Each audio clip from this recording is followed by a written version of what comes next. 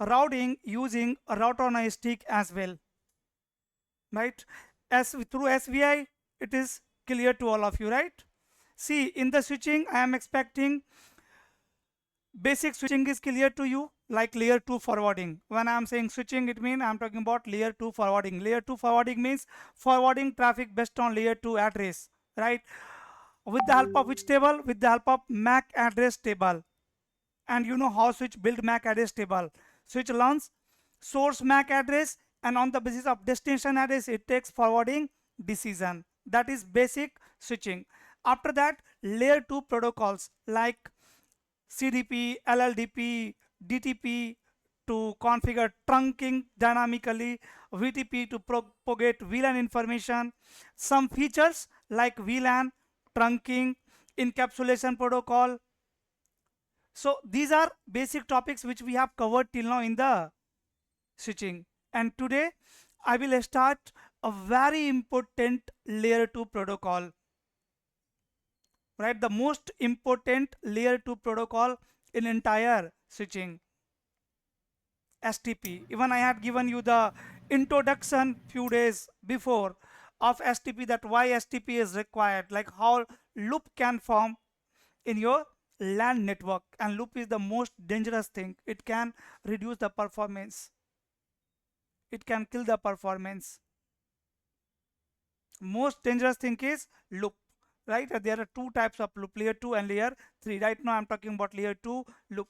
For layer 3 we have given TTL value in the IP header, but for layer 2 we don't have any mechanism like TTL in Ethernet header,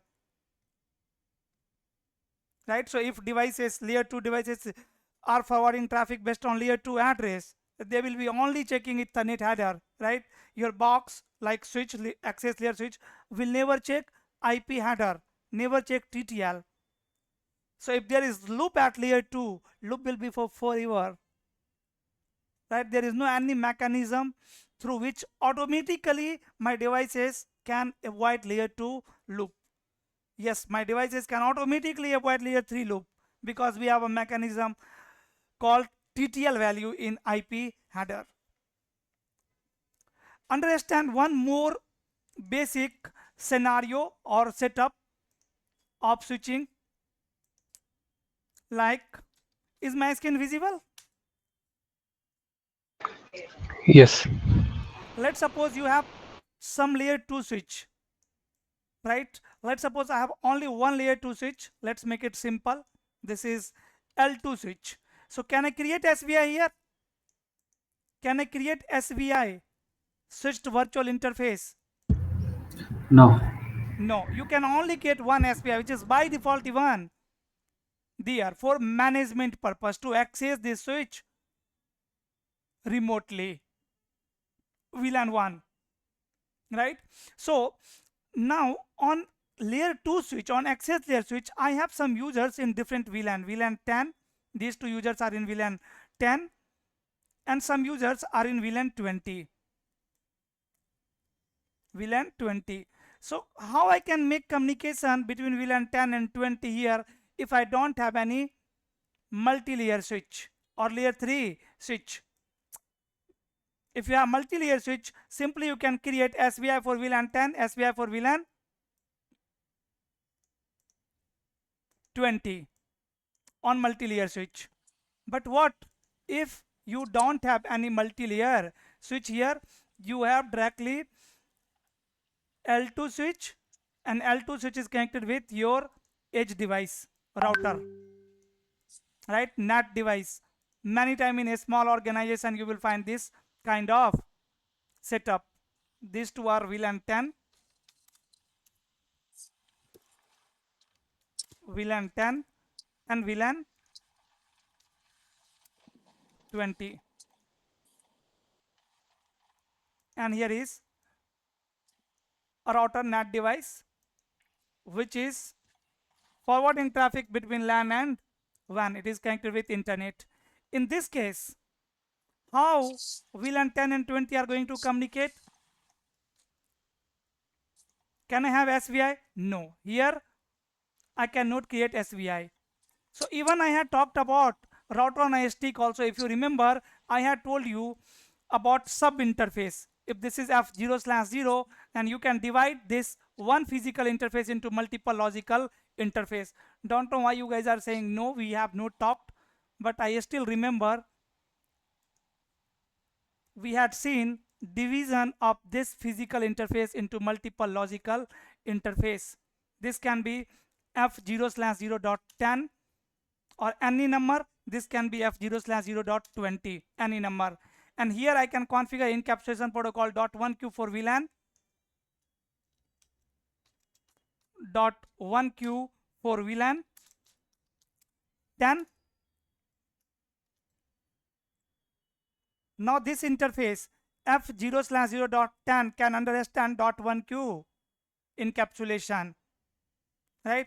And this F0/0.20 can be used for VLAN 20. I can configure .1q for VLAN 20, right? Now you need to define one IP address on both the interfaces. Let's suppose IP address on first sub interface is 10.1.1.100 and IP address on second sub interface is 20.1.1.100, right? So this will be the gateway. 10.1.1.100 will be the gateway for VLAN 10 user, and 20.1.1.100 will be the gateway for VLAN 20 users. And now VLAN 10, 20 user can communicate with each other. Yes or no? We had seen this, right? Now let's suppose Yes. here this is PC1 and PC2. If PC1 and PC2 want to communicate with each other, there is no involvement of router, right? Yes, Because sir. both are in same VLAN. Right. Switch 1 is going to forward traffic based on MAC address by or with the help of MAC address table. But if PC1 want to talk with PC3, then traffic will go via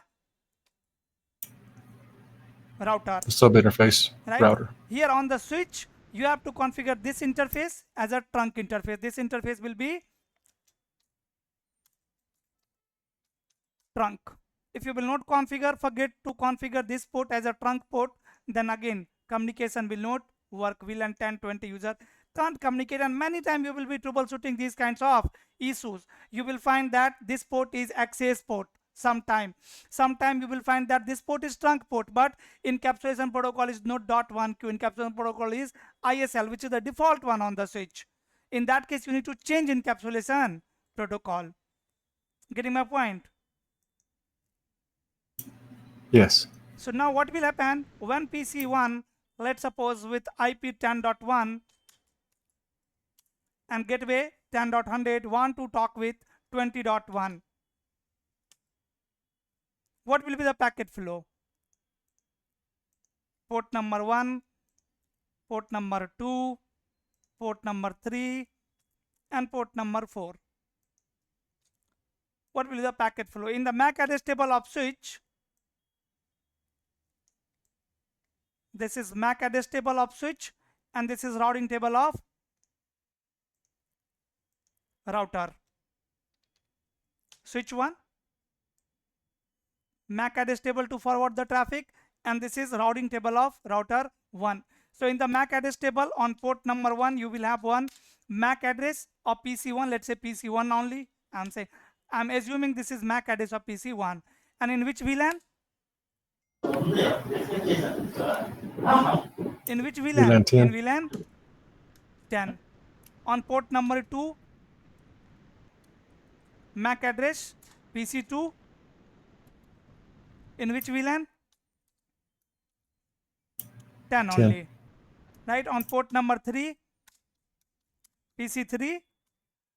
And in which VLAN? 20.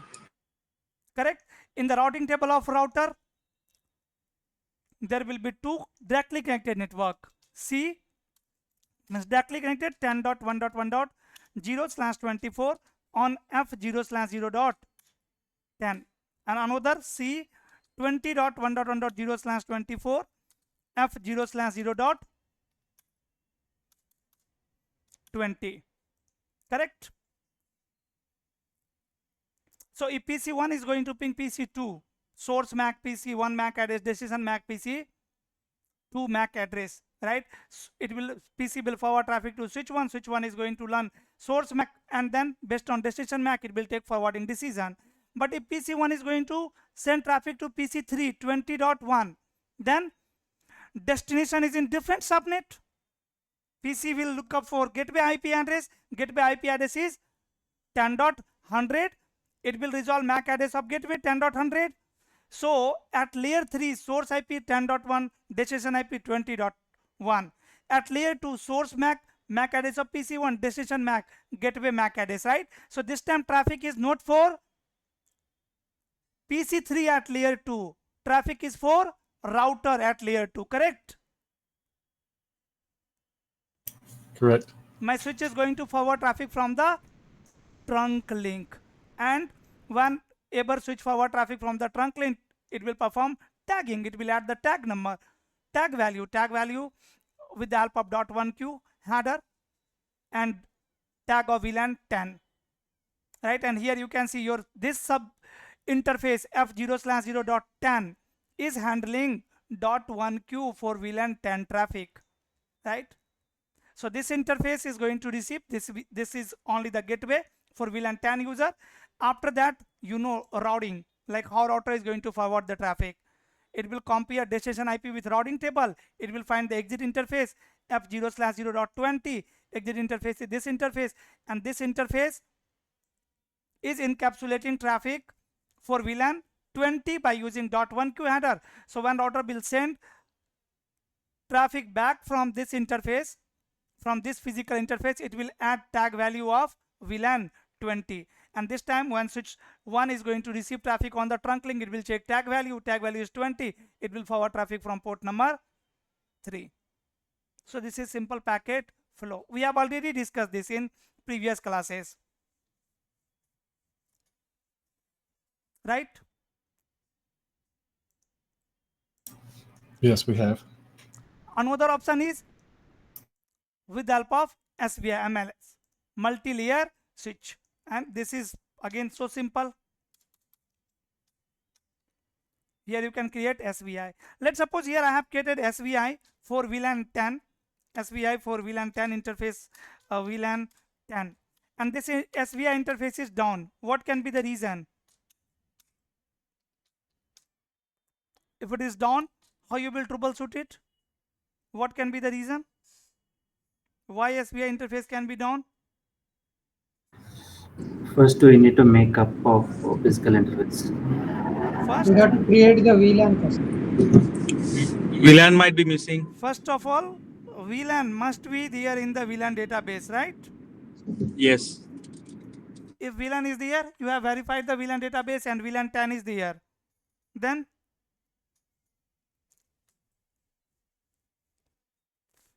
what can be the reason? Let's suppose, see this, or let me do one thing, let me create another lab here.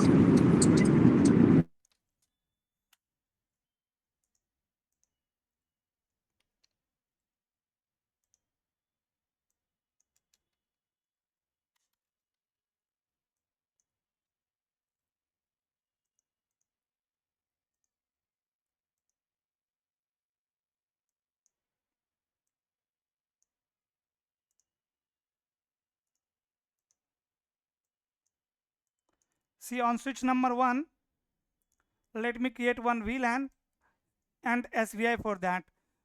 What do you guys think? Will my SVI up or down if I am going to create VLAN and SVI for that VLAN? My SVI will be up or down? Down, because switch 2 is still off, I think. Because Switch 2 is off, so there is no link.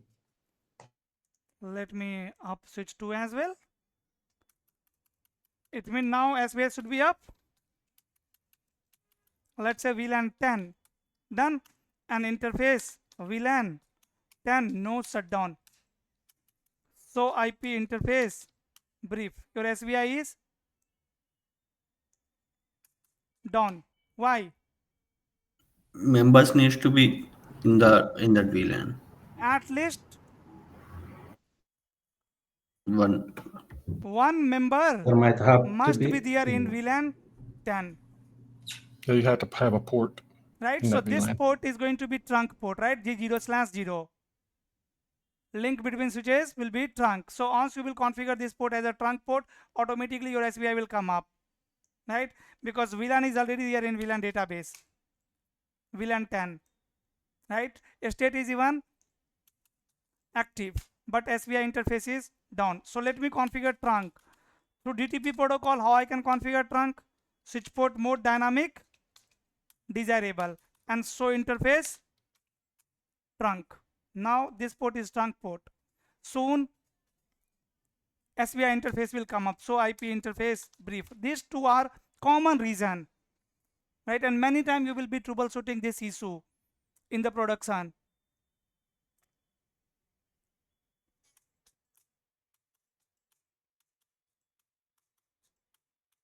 Still down. It will come up. Don't worry. Now you can see SVI is up, right? So you need to verify these two things always. If your SVI interface is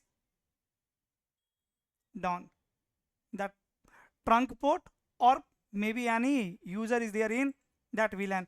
If I will remove VLAN 10 from the trunk link, interface G0/0, switch port trunk allowed VLAN remove 10, will my SVI goes down? Will my SVI goes down? Hello? No. Yes, your SVI will goes down because now again there is no any member of VLAN 10 on switch number 1, right? So interface trunk, you can see VLAN 10 is not allowed here on this trunk link. And keep yourself on mute if there is noise. Then in VTP what we have seen, how many messages are there in VTP? Number of messages?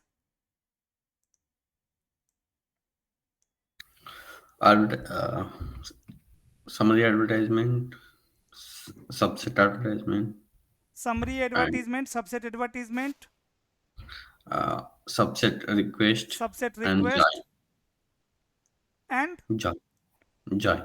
join message. Very good. So in VTP we had not discussed the difference between version 1, 2 and 3. Rest all the things is covered in VTP. So guys, VTP version 1 and version 2 are similar. There is no major differences between version 1 and version 2, but there is lots of differences between version 1, 2 and 3. I will discuss VTP version 3 later. For now, VTP version 1 doesn't support open standard protocol. Anyone have idea about the open standard protocol for VLAN propagation? Like let's suppose switch 1 is the Cisco switch and switch 2 is the Juniper switch. Can VTP work here to propagate VLAN information? No. Switch 1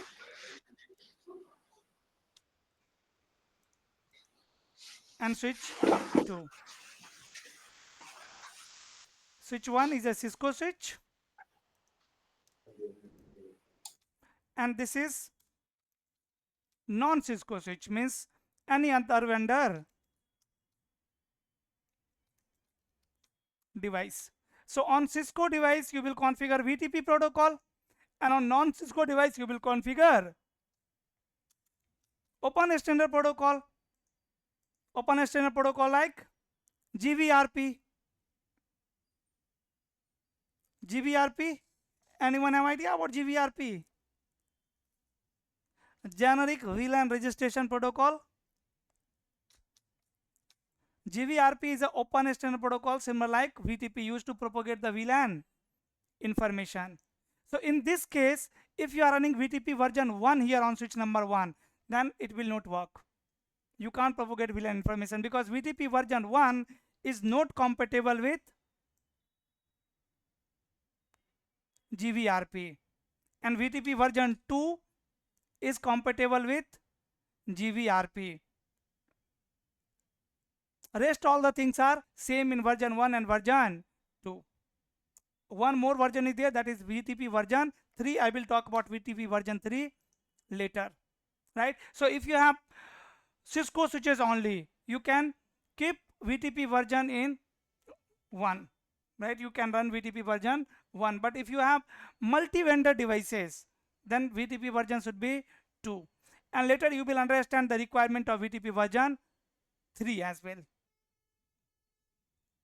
Okay, and in the VTP we have talked about VTP pruning as well. I had given you one question.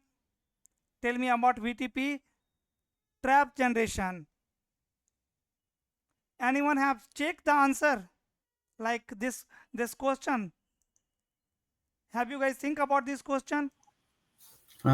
Sending SNMP traps for this Great. VTP. It is for SNMP, right, for the network management, right? So that's why I have not discussed that in yesterday class. I will talk about trap later, right? And now we don't have anything in VTP for now to discuss. Now we have another layer 2 protocol, the 5th layer 2 protocol. Our first protocol was CDP,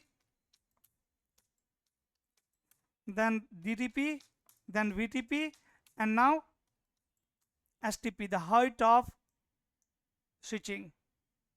Yes, we have already talked about STP protocol, like why we need STP. So who will tell me why we need STP?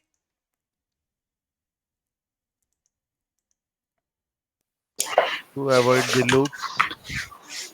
To avoid Layer 2 loop. layer 2 loop, and you will configure these all protocol in same topology, in single topology. Like I have this network, multiple access layer switches, some distribution layer switch, and then core router.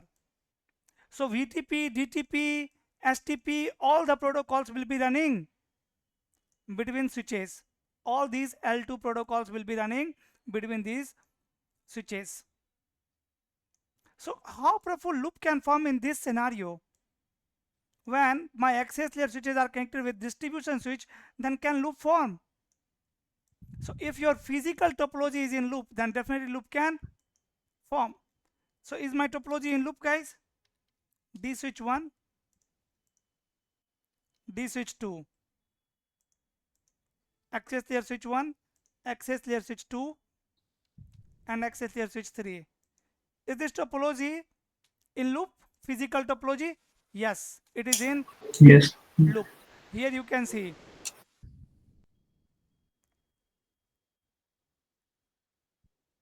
this is one loop, right?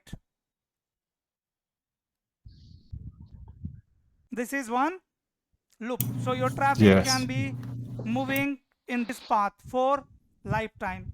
So till now on the switch we have discussed two important functions of switch. One is address learning, and you all are master in this. How switch is learning? Address learning is the first function of switch. Second function is forwarding, traffic forwarding, and third function is loop avoidance, right? So today we are going to understand loop avoidance. Like in this case, if there is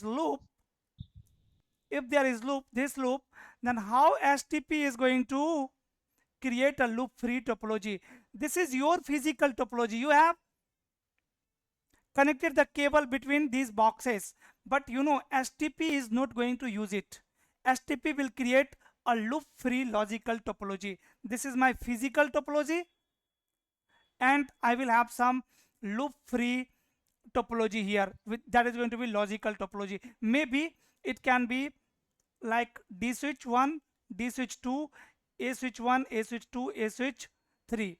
So here you can see if I want to avoid loop, I can block any one port. Let's suppose I have blocked this port, right? Now this cable is not there between D switch 1 and A switch 1. I don't have any cable. Here I have one cable. Here I have one cable.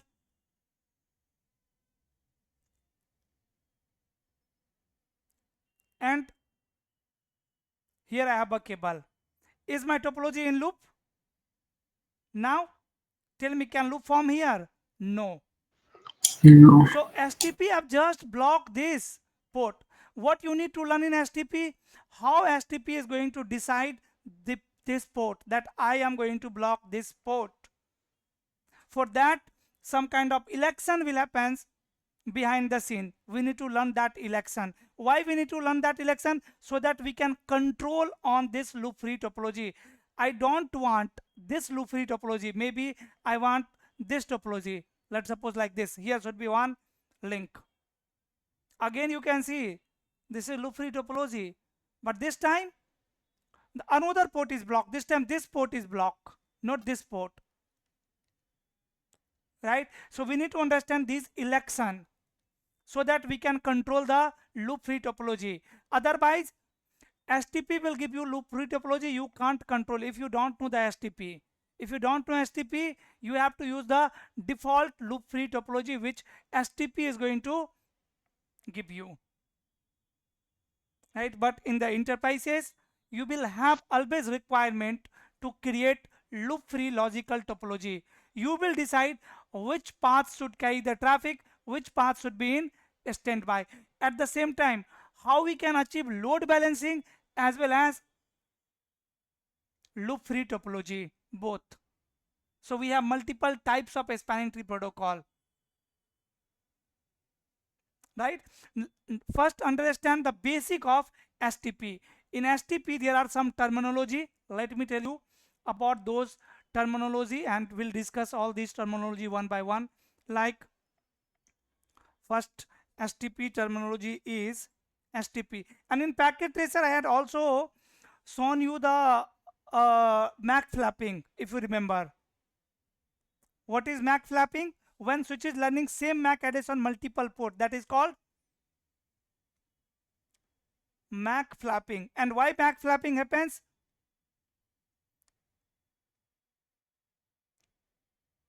Why MAC flapping happens? Because of loop. Yeah, because of loop only. And how loop can form? Whenever my physical topology is in loop, definitely there will be L2 loop whenever someone is going to generate broadcast message, or in case of a non-unicast flooding. So STP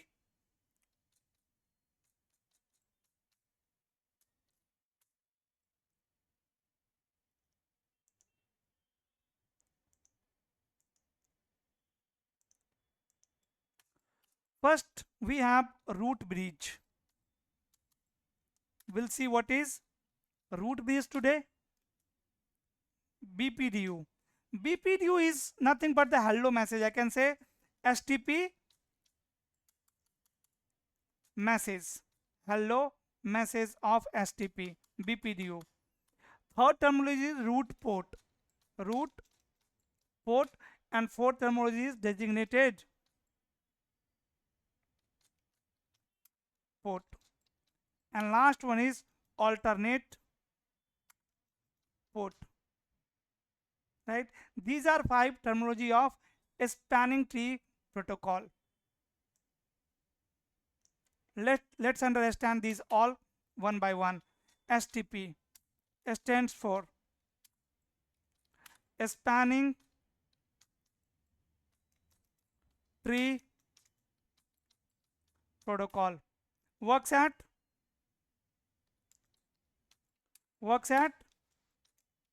layer 2. Means STP is going to generate their all messages at data link layer, and used to avoid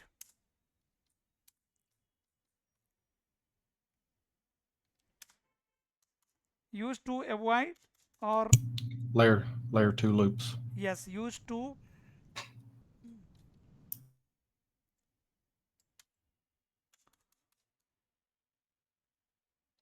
prevent layer 2 loop. How? You have to understand these terminology for that. First, what is root bridge? Anyone have idea about root bridge? Root bridge? It's a combination of priority and MAC address. Root bridge is a switch, is a special switch in your LAN network. A special switch in your LAN network, a switch which has best or lowest. When I'm saying best, it means I'm saying lowest. Lowest is the best. The switch which has best or lowest breeze ID. Praful, again new term, breeze ID. What is breeze ID now? First will become root bridge. A switch which has best breeze ID will become root bridge switch. What is breeze ID? Breeze ID is combination of two things. Breeze ID is combination of two things. Priority plus MAC address. base MAC address. Priority plus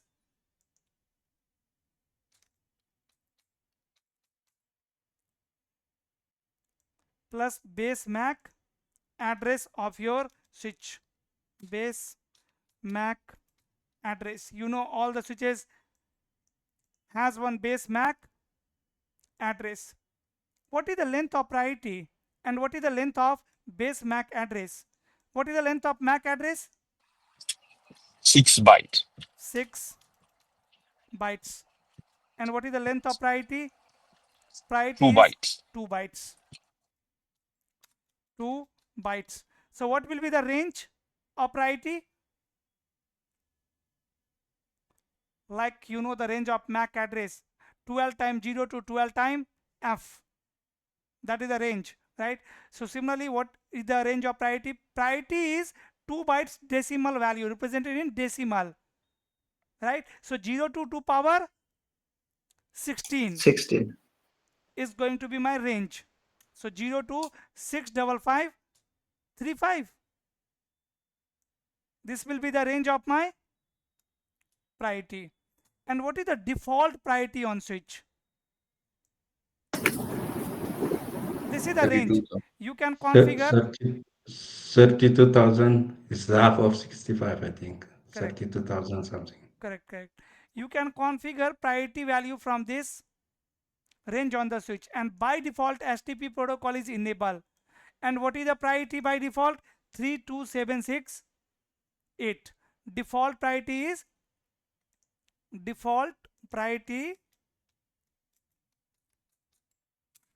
32768, right? And then base MAC address. So for an example, I have two switches, switch 1 and switch 2. Switch 1 has one MAC address, let's say A, and switch 2 has one MAC address B. So which switch will become root bridge? Switch A. The lowest MAC address. Switch 2 MAC address is 0A, MAC address is let's say 0B.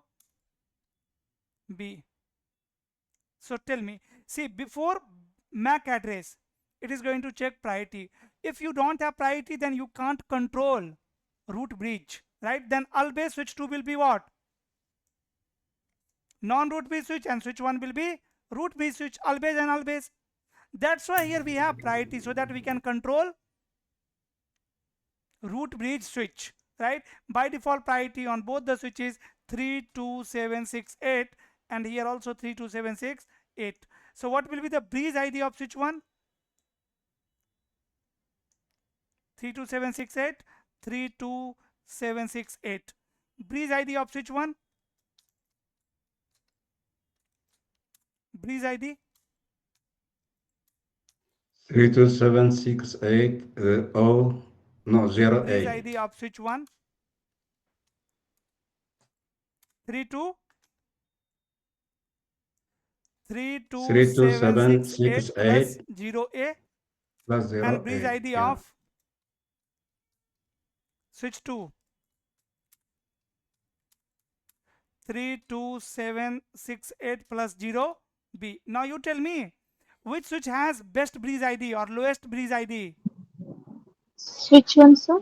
Switch Switch 1. one. Which one? So my switch 1 will become what? Root bridge. Root My switch bridges. 1 will become root bridge. What I told you, root bridge is a special switch which is going to control the STP domain. Root bridge switch is the main switch, master switch, which is going to create loop free topology. Root bridge switch will decide which path or port is going to be blocked, right? When both the switches will come up, let's suppose you have just purchased switch 1, switch 2 from the market, you have connect one cable and you have turn it on.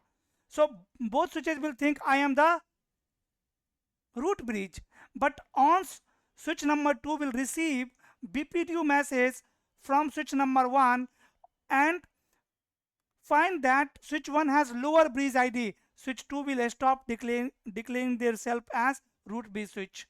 Then switch 2 will understand that hey, I am not root bridge. Switch 1 is the root bridge. There is a switch whose bridge ID is this one, and that switch is root bridge switch. 1 minute, guys.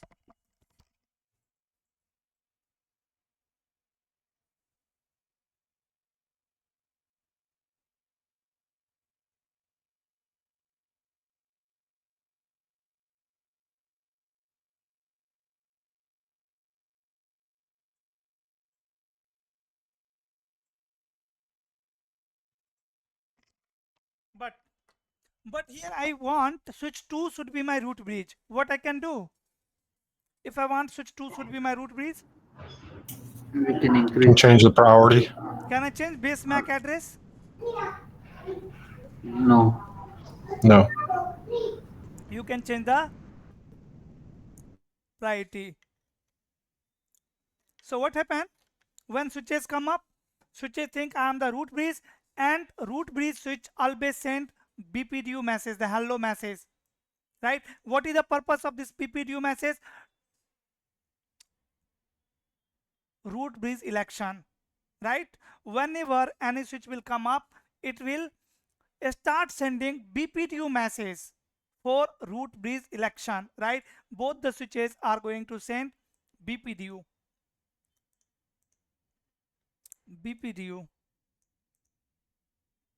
In the BPDU, there will be breeze ID information. There will be many more information. One will be breeze ID information, right? So switch 1 is going to receive BPDU of switch 2. Switch 2 is going to receive BPDU of switch 1.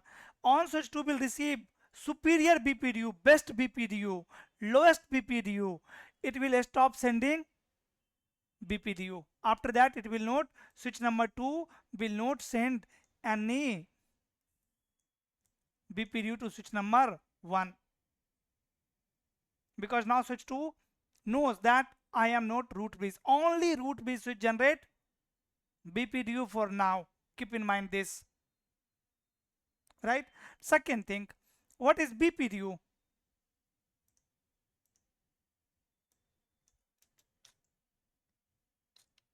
BPDU stands for Bridge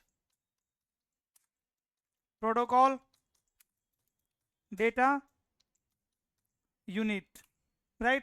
This is nothing but hello message of STP. Keep in mind, root bridge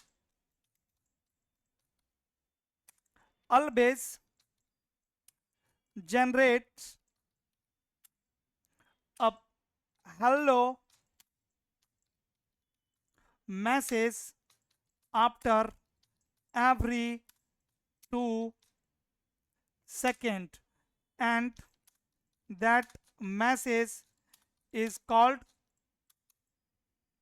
BPDU. BPDU. That message is called BPDU. It is used to elect root bridge. Soon you are going to learn more about root bridge. It is used to elect root bridge. BPDU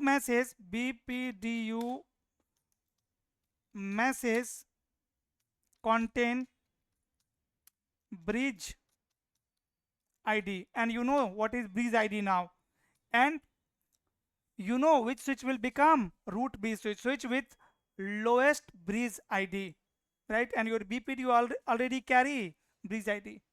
If I will capture this link to show you the BPDU message, because STP is by default enabled, right? So if you will check the capturing, here you can see the STP message, right? Root bridge switch is sending from the trunk link. That's why here .1Q header is there.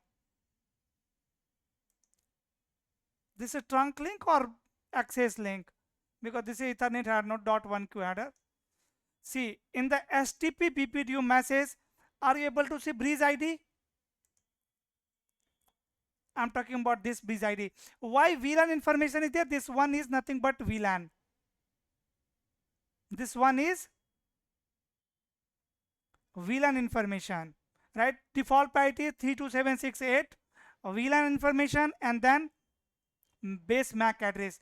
Why VLAN is there? Because right now we are not running CST. I am teaching you the CST, common spanning tree protocol, but the protocol which is running on the switch is PVST, per VLAN spanning tree. STP instance is running for each and every VLAN on your switch. So VLAN ID will be added in your priority, right? Bridge ID is 32769 plus base MAC address. Default priority plus VLAN ID and plus MAC address, and many other informations are there, like forward delay time, hello time. As I told you, hello time 2 seconds. After every 2 seconds, you can see here lots of STP messages are there, right? With same information. If I am going to allow VLAN 10 on the trunk link, then switch will start sending BPDU for VLAN 10 as well.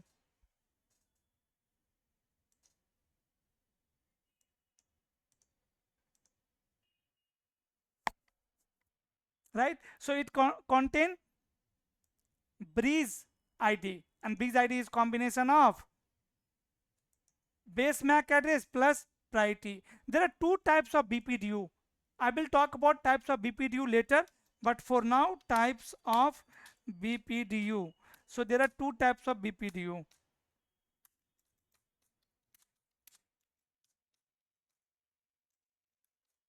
First one is configuration BPDU, and right now I am talking about configuration BPDU only. Configuration BPDU. And second type of BPDU is TCN BPDU, and I will talk about TCN BPDU later. TCN BPDU, right? So two types of BPDU are there, configuration BPDU and TCN BPDU. Right now I am talking about configuration BPDU. So what you have learned, that all the switches generate a STP hello message after every 2 seconds. That is called BPDU, used to elect root bridge. Got it, everyone? Yes. Sir, a quick question. Go You ahead. said when once the root bridge is elected, the non-root Bridge switch bridges, will they'll stop stop sending BPDU. the non-root bridge switches. Once a switch will receive superior BPDU, it will stop sending BPDU, configuration BPDU. Done? The root bridge will stop sending. No, non-root bridge switch will stop sending. Non-root bridge. Okay, thank you, sir. Root bridge will be keep sending, right? Root bridge switch generate configuration BPDU after every 2 seconds. Now let's talk about content inside the BPDU. BPDU will carry what information? Content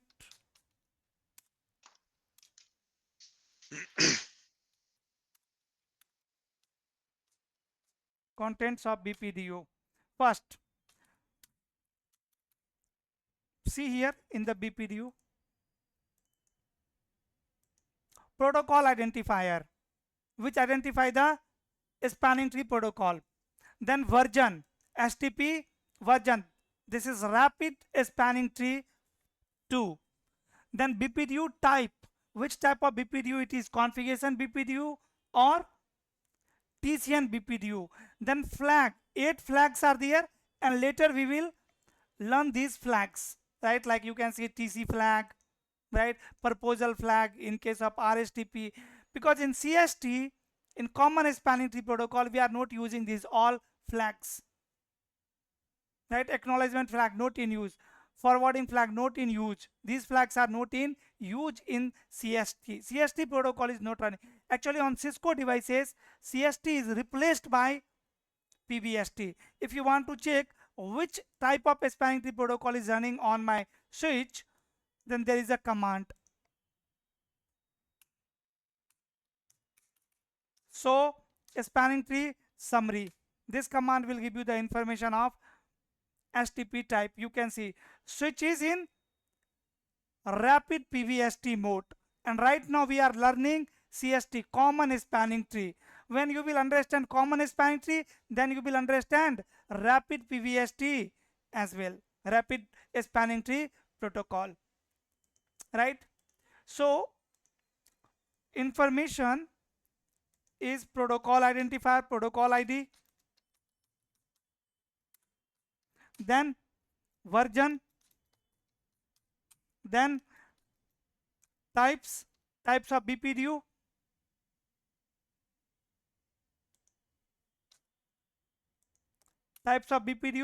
after that flags, 8 flags are there, and we will master these all flags. After that, here is the most important information, root bridge ID. Guys, bridge ID and root bridge ID both are different things, yes or no? Root bridge ID means bridge ID of root bridge switch, and bridge ID means bridge ID Self of bridge any ID switch, of the right? Combination other of switch. priority plus base MAC address. It can be root bridge bridge ID or non-root bridge switch bridge ID. So here I am talking about root bridge ID. After that, there will be information of cost. Cost is used to find the best path to reach root bridge switch. Cost is used to find best path to reach root bridge switch. What is cost to reach root bridge from the root bridge? 0. So root bridge switch will always generate BPDU with cost 0. And switch number 2, when switch 2 will receive BPDU from switch 1, it is going to add their receiving interface cost. And you know, STP never reveal formula to calculate cost value, but you can say cost is inversely proportional to bandwidth. For all types of interfaces, you can calculate the cost value, and you will see cost is inversely proportional to bandwidth. For an example, here I am using GBPS link, right? Giga Ethernet port, and see what is the cost. So a spanning tree, this is different thing, this is not cost. How I can find the cost value?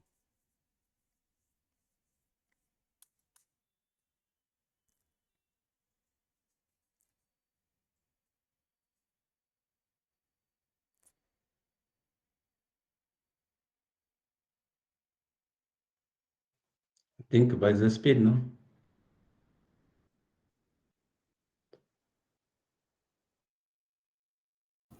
MAC is in Cost is time. there, sir. For Where it is? Yeah, here it is. cost 4. On the fast Ethernet link, you can see the cost in packet tracer. Just connect two switches.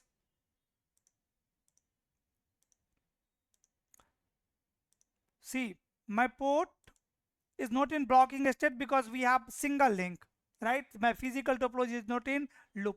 Here you can see the cost.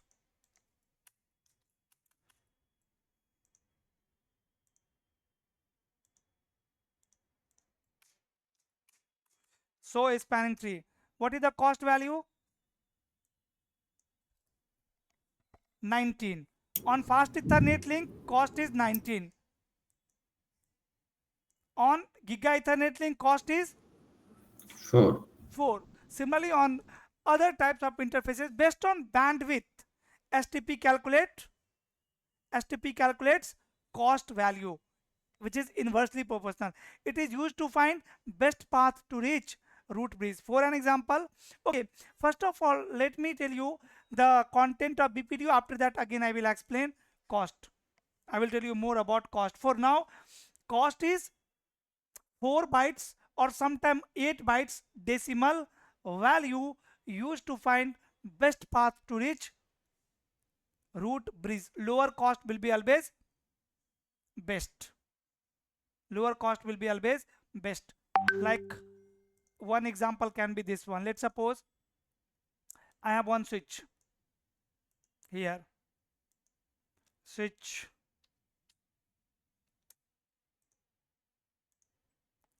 2, 3.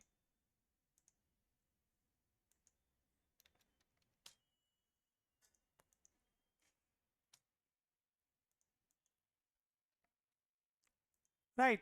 Switch 2 and switch 1 both are sending BPDU to switch number 3. Right, and in both the BPDU, root bridge ID is, let's say, same 32768 plus 0 A. Root bridge ID is same. Now how switch 3 will identify that I am receiving superior BPDU on which port? On this port or on this port? With the help of cost. So let's suppose this link is gig link and this is fast Ethernet link. So now you tell me now on which port it is receiving Giggling. best BPDU. Gig link, right? Because here cost value is 4 and we know switch will always add receiving interface cost. Root bridge switch will send BPDU with cost 0. Maybe cost 10 is coming here in the BPDU, cost 10. So on this port cost will become what? 14. On this port cost will become what? 10 plus 19. It is going to be 29, right? 29. So lower cost will be always prefer. That means switch 3 is receiving superior best BPDU on this port, right? I mean, this is the best port to reach root bridge. Switch 3 will always reach root bridge from this port. From this port, right? Maybe somewhere here we have root bridge switch. Don't worry, you will understand more. Now, next thing in the BPDU is, and this is, you know, all about STP. If you know the BPDU of STP, that means you know more than 60% spanning tree protocol, right? Cost, after cost, there will be information of designated bridge ID. Designated bridge ID means designated bridge ID, or you can say sender bridge ID. Sender bridge ID. Maybe some of you are thinking, Praful, root bridge ID, sender bridge ID, what it mean? Understand here. Let's suppose I have 3 switches. Switch 1, switch 2, and switch 3. Base MAC address of switch 1 is 0A. Base MAC address of this switch is 0B. Base MAC address of this switch is, for example, 0C. So what will be the bridge ID of this switch? Bridge ID 32768 plus 0A. Am I right? Yes, sir. Yes. Breeze ID of this switch 0B, 0B, and breeze ID of this switch 0C. 0C, Which switch will become root bridge? Switch 1, 0A. root bridge switch. Switch Root Yes, bridge sir. switch is going to send BPDU. In the BPDU, see this information: protocol ID, leave it; version, leave it; type, flag, leave it. Root bridge ID will be what? 32768 plus 0A. Cost will be what? 0. And designated means sender bridge ID will be also same. Correct? It will send to switch Yes. number 2. Switch 2 is going to receive it on their interface. Cost will become what? 19 if this is the fast Ethernet link. Here cost will become 19. When switch 2 is going to relay this BPDU to switch number 3, then cost will be 19. Their receiving interface cost will be added over here. Cost 19, and designated bridge ID will be what? 32768 plus 0 B. And it will send to switch number 3. So what switch 3 will understand that this BPDU is coming from a switch whose bridge ID is this one, and root bridge ID is this one. This is root bridge switch, the bridge ID of root bridge switch, and this is bridge ID of my neighbor switch, the designated switch, the sender switch. Getting my point? On switch number 3, root bridge ID will be same, 32768 plus 0 A.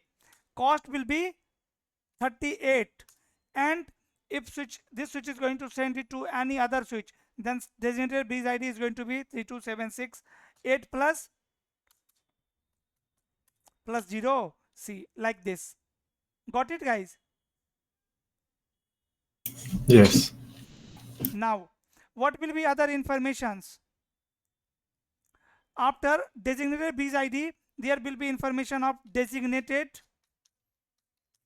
or sender,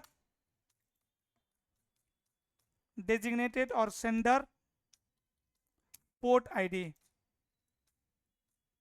Port ID.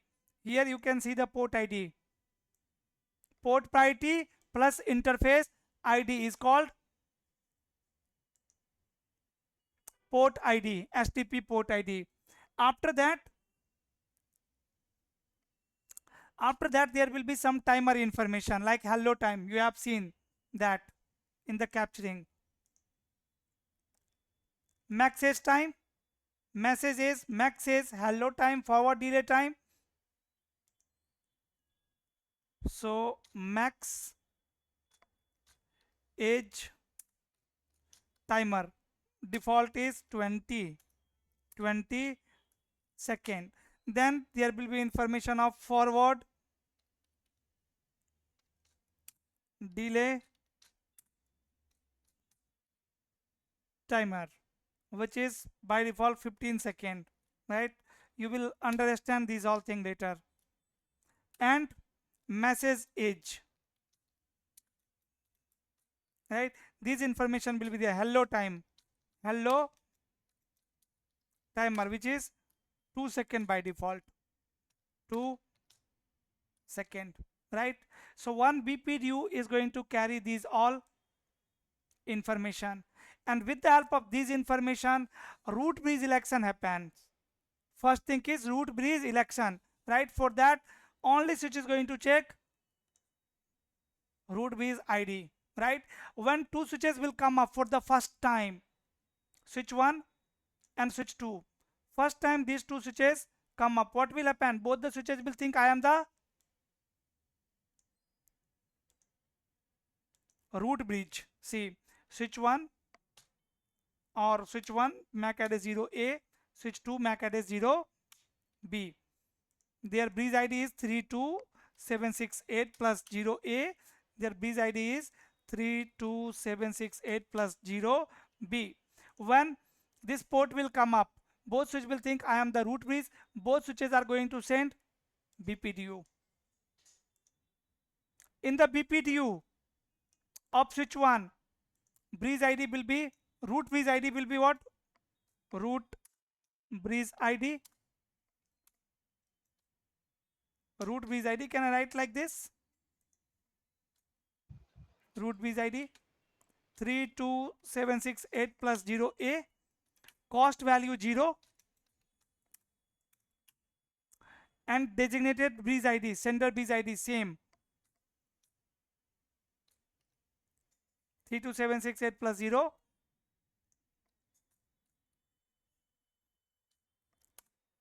A. Switch 2. Switch 2 is saying my root breeze ID is, I am the root breeze, and my root breeze ID is 32768 plus 0 B. Then cost value is again 0, and designated breeze ID is same 32768 plus 0 B.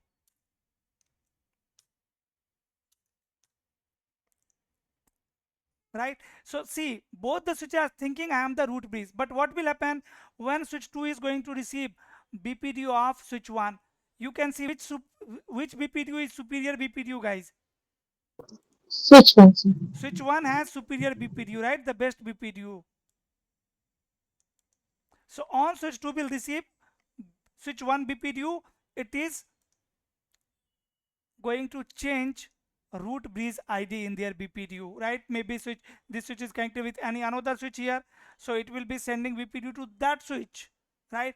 But as soon as this switch will understand that I am not root breeze, it will stop generating BPDU. It will not generate their own BPDU. It will only relay the BPDU of root breeze switch, and here breeze ID is going to be changed from 0A to 0B.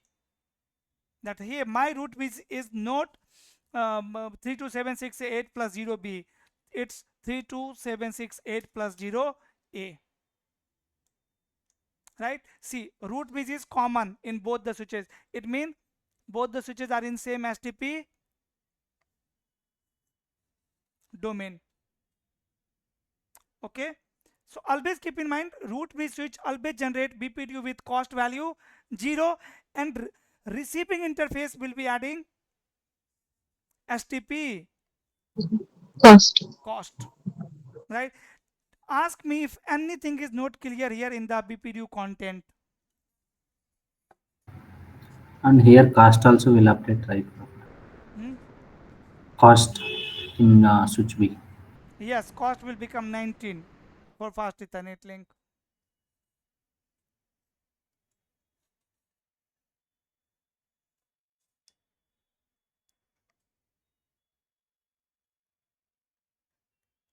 You can change the cost value, you can change the priority value to control the loop free topology, and that only you are going to learn in STP.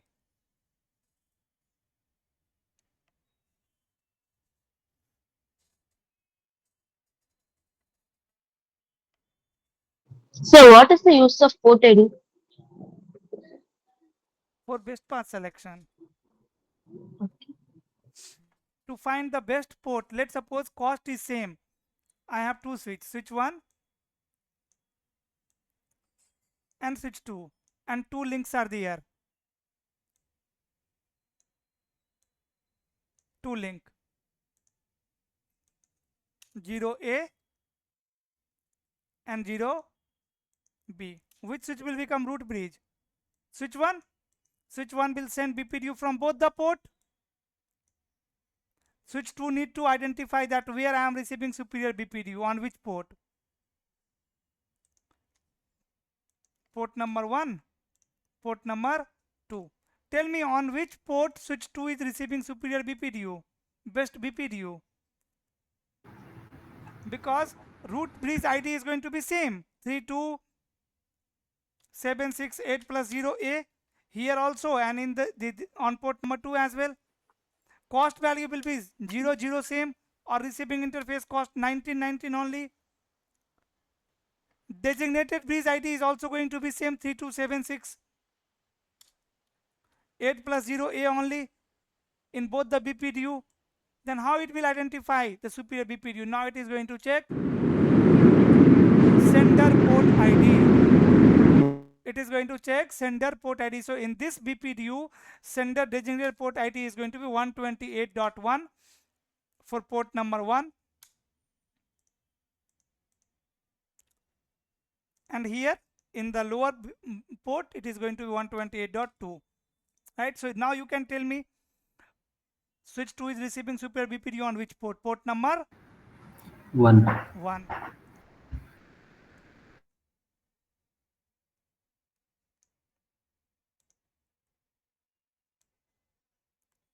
Right? Identifying superior BPDU on the switch. Now what you need to understand, learn how to identify superior BPDU on the switch. Identify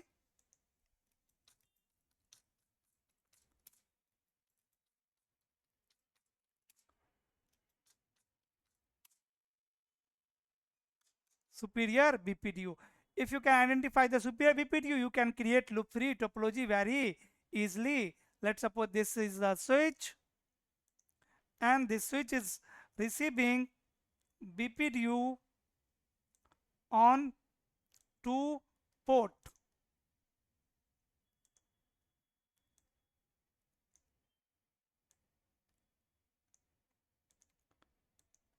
Port 1, port 2.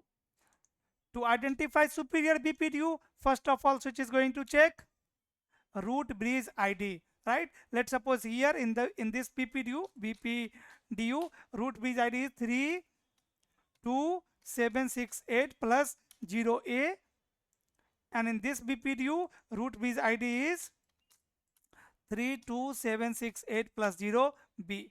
So what switch 1 is receiving superior BPDU on port number 1. It is receiving superior BPDU on this port, right? It will relay that from this port because someone is connected on this port who don't know about this BPDU. That's why this switch is sending, right? On this switch will understand that I am not root bridge, it will not send BPDU. Am I right? Yes, sir. Yes. Right? So this is the first thing through which you can identify the superior BPDU. And if root bridge ID is same, if here also root bridge ID is 32768 plus 0 A only, then switch is going to check what? Cost. Cost value 0, cost value 0. If cost is also same, then switch is going to check designated bridge ID, sender bridge ID. And if here sender bridge ID is, let's say, 32768 plus 0C, and here designated bridge ID is 32768 plus 0D. Again, you can see I am receiving superior BPD over here. And if designated bridge ID is also same, 0C only, then sender port ID. Then sender port ID. And if sender port ID is also same, then receiving port ID. Like, let's suppose I have one scenario set up. Let's say one switch is there. This is not real-time scenario, but interviewer can ask you this kind of question sometime. Switch 1. Here I have switch 1. Here I have one hub. All of you know the hub device, dummy device. Hub.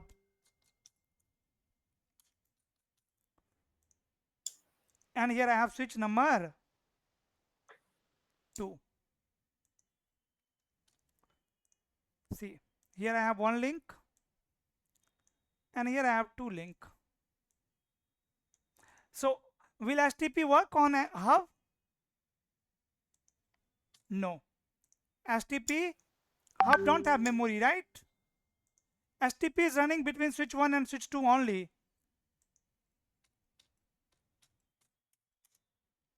Plus 0A. So switch 1 is going to send their BPDU to hub. Hub is going to send it to switch number 2. Switch number 2 is receiving BPDU on 2 port. Switch 2 need to identify the superior BPDU. For that, it will check root bridge ID. Root bridge ID is same. It will check cost. Cost is same. Degenerate bridge ID is same. It is going to check sender port ID, and this time sender port ID will be also same. Then switch is going to check receiving port ID, right? This port will have lower port ID, so this port is receiving superior BPDU. So first it will be checking the receiving sender's port area, sir. Correct. Okay, thanks. So receiving port should be like lower value, or what? How to define the lowest value on that one? You can configure Receiving. Okay. Understand one more thing here. After that, I will talk about identifying superior BPDU in more detail. Don't worry.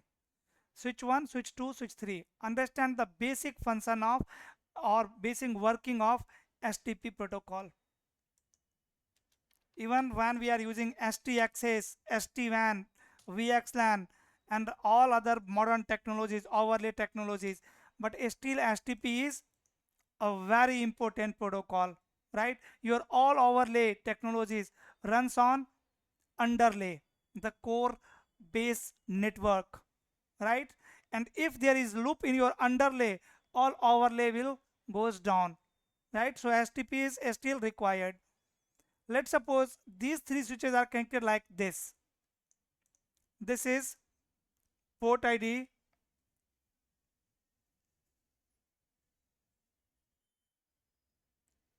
let's say this is F0/0 interface or 0/1 interface,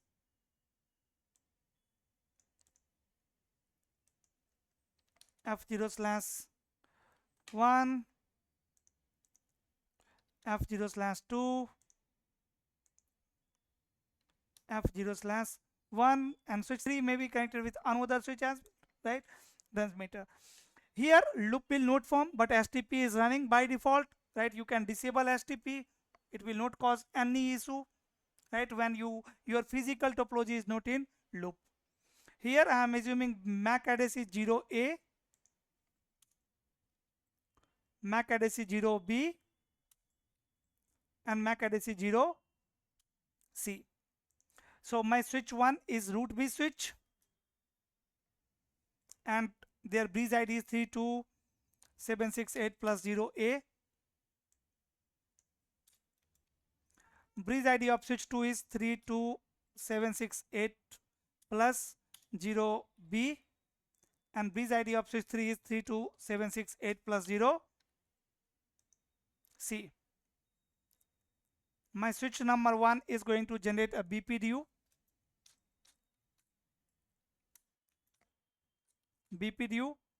In the BPDU, what will be the root bridge ID? Root bridge ID 32768 plus 0A. Cost value 0. Designated bridge ID same. Sender port ID, designated port ID 128 plus interface ID. See, STP port ID is nothing but priority plus interface ID. Here you can see STP port ID. By default, STP port priority is 128. If you want to change, you can change it. Interface D0/0, and definitely for path manipulation, we will change it. Here I can say a spanning tree port priority. Put question mark. Here you can see the range. Can anyone tell me the length of priority, port priority? Represented in decimal, but what is the length?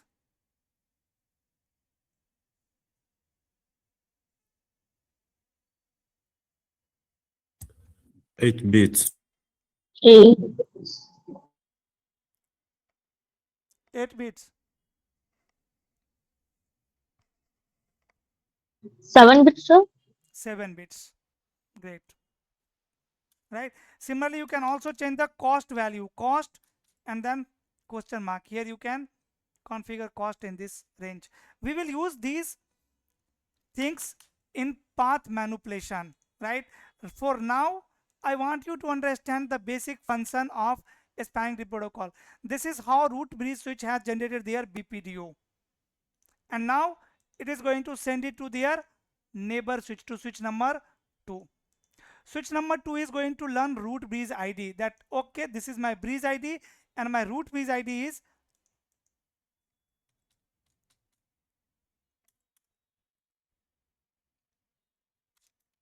my root bridge ID is 32768 plus 0A.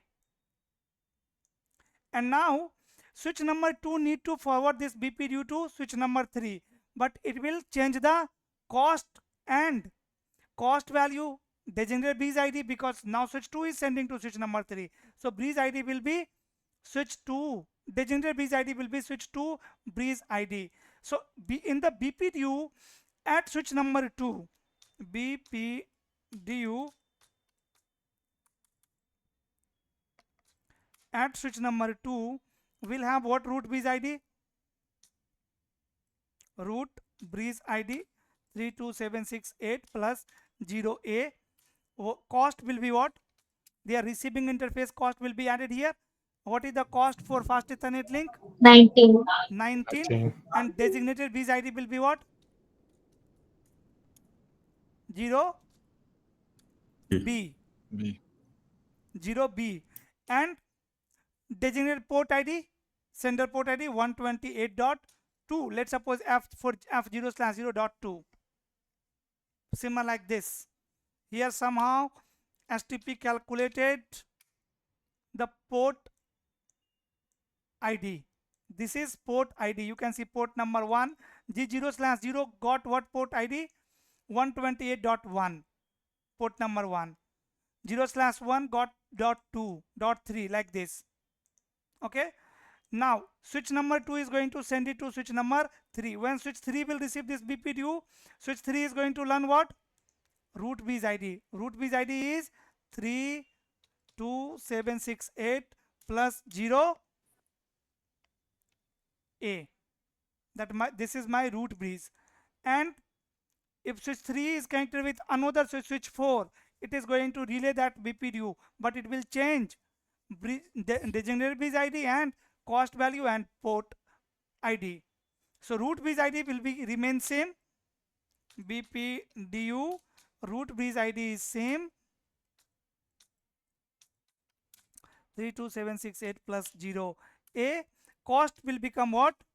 38. Sender bridge ID will become what? 32768 plus 0C. And port ID depend on exit interface, right? It can be 128 dot something, right? So here in your topology even you can verify that. See on switch number 1, show a spanning tree. This is my spanning tree instance database, and here you can see root bridge ID information and bridge ID information.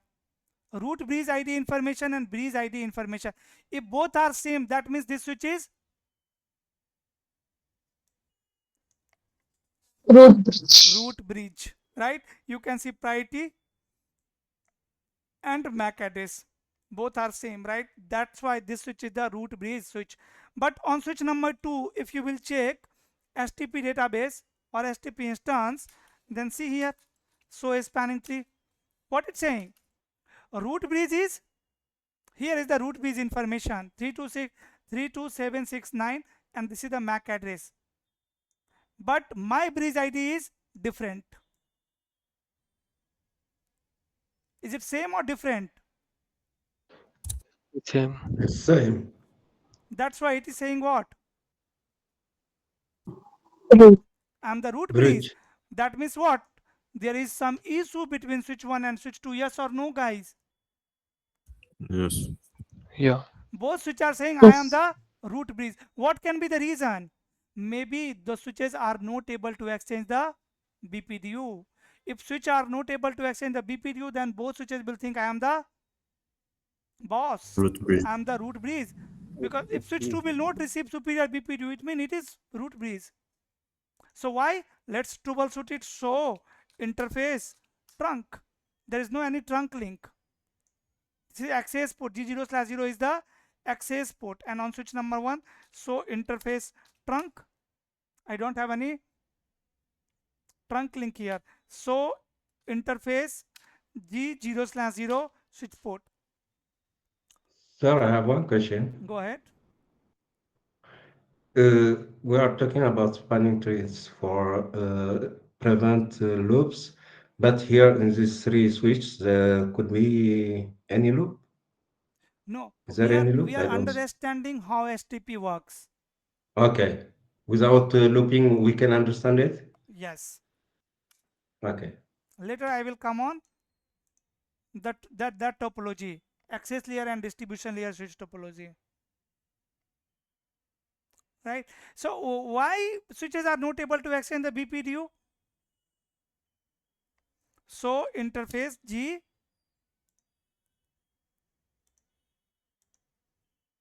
(0/0) and switch port. See, both the ports are access port for VLAN 1. So guys, actually in my EVNG on my switches, G0/0 port is not working. Right here I have to change the port number. There is some issue on my port 0/0. Let me change it, and after that let me show you. I'm going to use G0/1 both side, and between switch 2 and 3 also I'm going to use 2 1. Okay, start the device now, and now you will see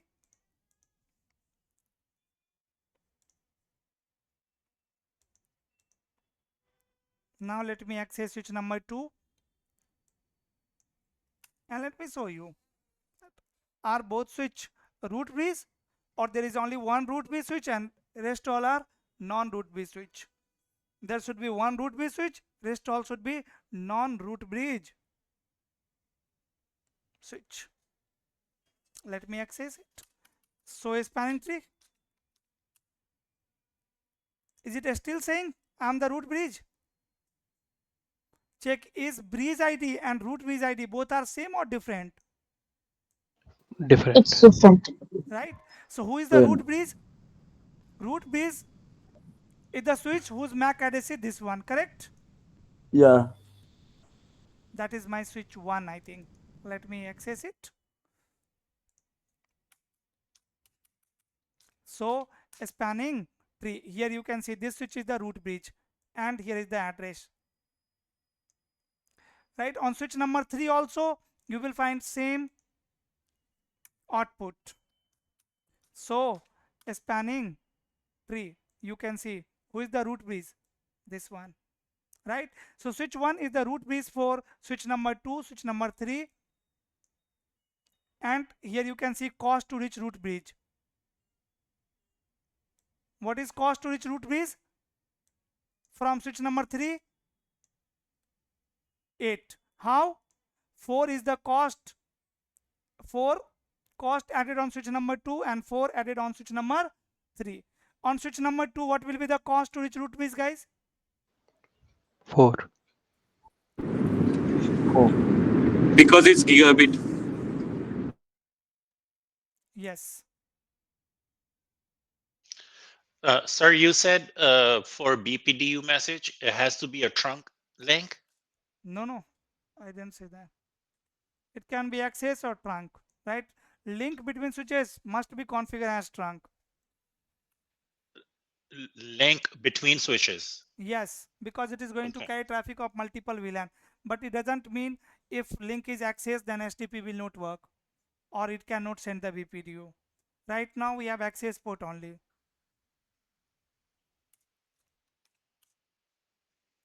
Right. So here you can verify again on switch number 1. You can see this is the root bridge switch. Go to switch number 2 and check cost. You can see 4 is the cost to reach my root bridge, and here is the 2 information, root bridge ID information and bridge ID information. Bridge ID is on ID, on identity, and root bridge ID is the identity of root bridge switch. For superior BPDU, what I told you, how to identify superior BPDU?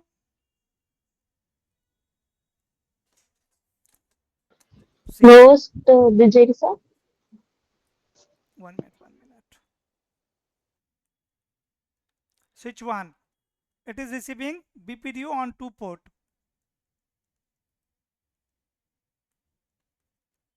So first switch is going to check what? Root bridge ID. Root bridge ID. And the BPDU which has lower bridge ID will become superior BPDU. And if bridge ID is same, lower is the best. Lowest is the best. And if root bridge ID is same, if same, then it is going to check what? Cost. Cost. Cost. Right? Lowest is the best. And if same, if cost is same, then Designated port ID value. yes, lowest Is a bridge ID. Okay. designated bridge ID, or you can say sender bridge ID. Sender bridge ID. And if same, if sender bridge ID is also same, then Sender port ID. very good. Lowest designated port ID. Port ID, right? Or sender port ID. And if this is also same, Receiver port ID. receiving port ID. And can two receiving port ID have same port ID? No, never, right? So this is your tiebreaker. Now let me take you to the real lab. Switch 1, you must have seen this diagram on internet, book. This is very common STP topology. 3 switches are there connected like this.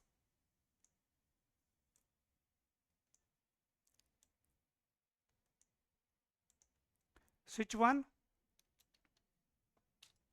switch 2. Now my topology is in loop, right? Yeah. Switch 3. Now you tell me what will be the loop free topology. By blocking one port, sir? Which port will got blocked? 0C. Tell me first bridge ID. Bridge ID of switch 1. 3278 plus 0A. 0. Bridge ID of switch 2. 0. B. And bridge ID of switch 3. 0C. 0C. Which switch will become root bridge? Switch 1. Switch 1. So switch 1 is going to generate superior BPDU, root bridge. Now root bridge is going to only decide which port will be in blocking state. Which port will be in blocking state? See, first, all the switches will think I am the root bridge. All the switches are going to generate BPDU. When switch 2 and switch 3 will receive superior BPDU from switch 1, these switches will stop sending BPDU and root bridge election is done. Now all the switches knows that switch 1 is the root bridge. That is the first thing which happens behind the scene. That is root bridge election. Root bridge election. Anyone have question in understanding root bridge election, guys? Anyone who is not clear with root bridge election? This is STP first election. Root bridge is elected. Now understand port election.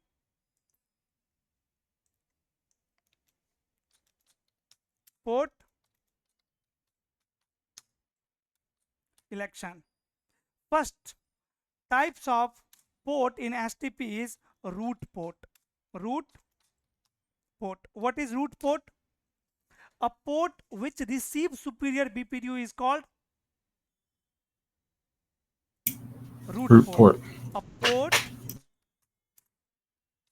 which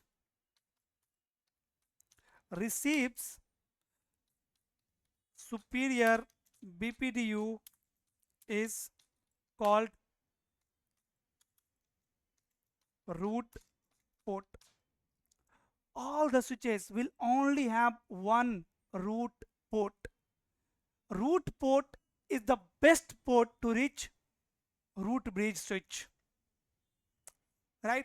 Tell me, will I have any root port or RP in short on root bridge switch? Are root bridge switch going to receive superior BPDU? No. Never, right? Root bridge switch transmit superior BPDU, correct?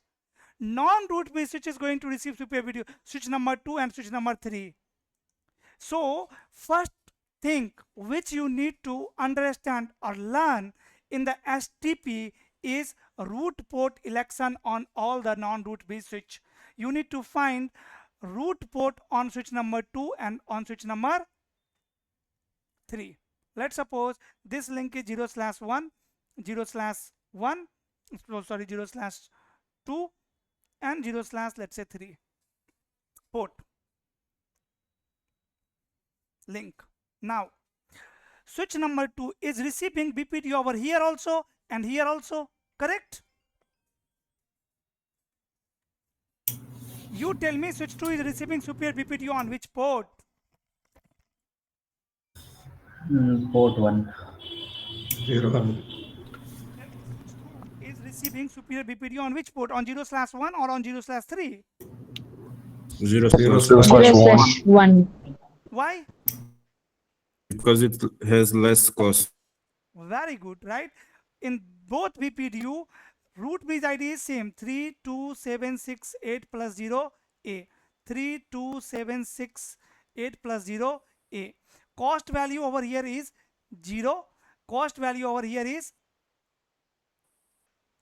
19. Right? So after receiving BPDU on this interface, cost will become 19 here and here cost will become 38. Correct? So switch 2 is receiving superior BPDU on 0/1 port. So this port will become what? Root port. This port will become a root port RP. This is my RP. Now you need to find RP port on switch number 3. Now keep in mind that switch 2 will always reach to root bridge or send any traffic to root bridge from port number 0/1. 0/1 is the best port to reach root bridge. If this port will goes down, then only it will use this port or any other port to reach root bridge. Otherwise, if this port is available, then this port is the best port to reach root bridge. Similarly, now you need to find root port on switch number 3. Tell me, switch 3 is receiving BPDU here as well as here. But where it is receiving superior BPDU? 0/2. 0/2. This port will become then what? Root port. RP. Root port. So on all non-root bridge switches, you have find the RP, root port, where superior BPDU, where switch is receiving superior BPDU. Right? And there can be only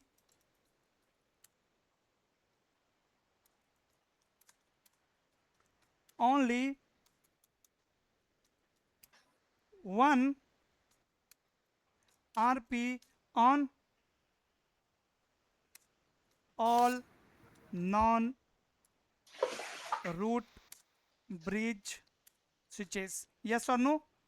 If 2 RP are there, that means there is loop, because still 2 path is there, right, in your network. That means there is loop, right? So on both the switches we have find the RP. We have 1 RP on switch number 2, we have 1 RP on switch number 3. Clear? Any question here? Second type of port now. Second port is Designated port. DP. Yes, designated port. In short, DP. The port which transmits superior BPDU will become a port which transmits superior BPDU will become DP. Tell me, all the ports of root B switch will be DP or not? Yes, sir. DP. Right? It is sending superior BPDU. Right? So always keep in mind, all the ports of root B will be DP. DP. On one link, you can't have more than one DP, right? You can see here on this link, we have one DP, one RP. On this link, we have one DP, one RP. It cannot be like this side also DP, this side also DP. That is not possible. It means both the port is transmitting superior bit. No. On one link, one port will be sending superior BPDU and one port will be receiving superior BPDU, right? Like here, switch 2 port is receiving superior BPDU, switch 1 port is sending superior BPDU, correct? Now only one link is pending. This link, you can see link between switch 2 and switch 3. Link between switch 2 and switch 3. Now here, you tell me, definitely this port or this port cannot be the RP, right? Because RP is already there. You only need to find which port is the DP port. So switch number 2 and switch number 3, both the switch are sending BPDU over here. Which switch is sending superior BPDU? Switch 2. Switch 2. Yes. Switch 2. Switch 2. 32768 plus 0A is the Plus root base ID. 0. Here also 32768 plus 0A is the root base ID. Cost value is 19, and sender base 19. ID is 32768 plus 0B, and here 32768 plus 0C. 0C. So this BPDU is superior, right? Yes. That Yes. means switch 2 is sending superior BPDU on this link. So this port will become DP. DP port. Now you tell me, can this port RP? Can this port become RP? No blocking. No, No. RP is No, already sir. there. It would be in blocking Must be state. Can this blocking. port DP? No. So this port role will be alternate. Right? There are 3 types of ports in STP. Number 1, root port. Number 2, designated port. And number 3, alternate port. The port which will not become DP or RP will always become what? Alternate port. Alternate port. And if I will talk about the status of RP, then status of RP is forwarding. Status of DP will be forwarding, and status of alternate port will be always Blocking. Blocking. blocking. Right? So this port is blocked. So STP has created a loop-free topology, and that topology is so simple: switch 1, switch 2, and switch 3, and these 2 links are in forwarding state. Got it? If here is a Yeah. user, So here is when another user. 1 minute. If these two users want to communicate, talk, how they will talk? Via switch number 1, via root bridge. Getting my point? This is my Yes. loop free topology. The logical loop free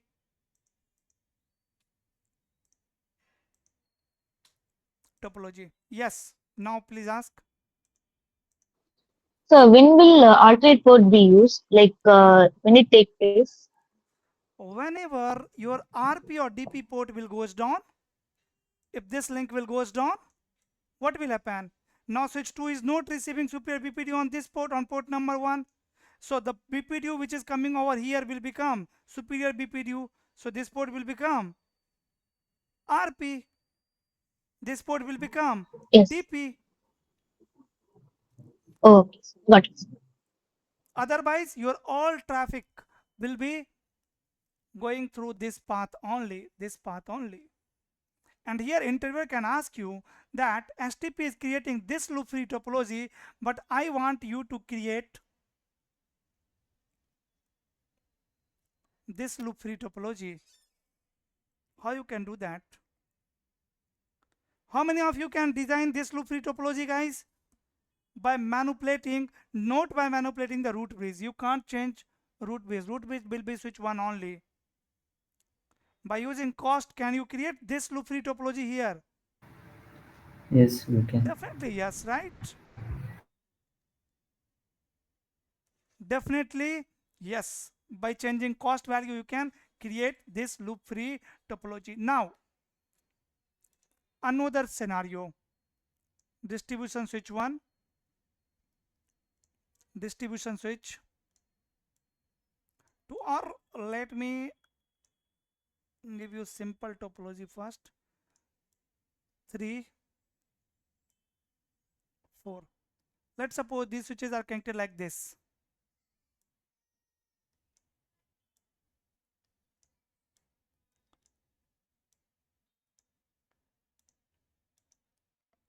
Zero slash 1, 0 slash 1, 0 slash 2, 0 slash 2. Switch 1,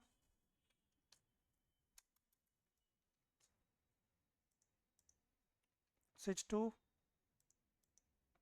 switch 3, switch 4. MAC address 0A, 0B, 0C, and 0D. Tell me loop free topology very quickly. Switch 1 is the root bridge. Okay, switch 1 is the root bridge switch. Very good. Root bridge. So their all ports is going to be DP, DP, and DP. Yes. So, switch 301 as a root bridge, opposite side. 0 slash 2 RP, or 0 slash 1? 0/2. 0 slash 2 RP. 0/2. On switch number 2, which port is RP? RP 0/2. 1. 0 slash 1. Yeah. RP. On switch number 4. 0/2 is RP. 0/2. But back match should be 0 Just B. 0 slash 2 will be RP because of lower designated breeze ID. Right? And between switch 3 and 4, which port will, on which switch port is going to be blocking? Switch 3. Switch 0 4. 1. Switch Switch 4 4 will 0 be slash 1. 4 0 1 switch Sir, 4 0 1 sir, let's change the MAC address on switch 4, please. Yeah. switch 4 0 1. 0D, yeah.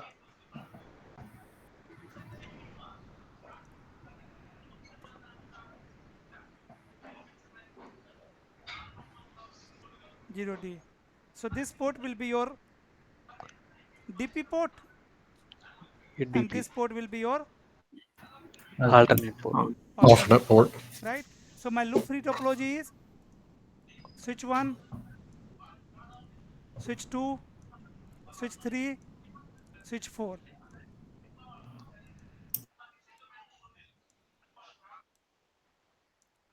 This is my loop free topology. Yes or no? Yes. Yeah.